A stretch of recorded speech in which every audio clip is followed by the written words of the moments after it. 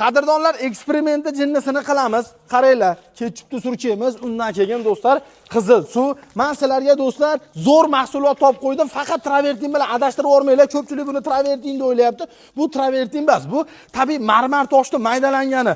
Ko'ryapsizlar, shuncha narsa qilindi. Endi bu pishiqligini ham bitta sinab beramiz. Eshityapsiz ovozini? Hech narsa bo'lmaydi. Do'stlar, bu o'zida dog' ushamaydi, hech narsa bo'lmaydigan bo'ladi. Bitta yuviladigan bo'lsa do'stlar, bo'ldi. Hamma narsasi shunday ketaveradi.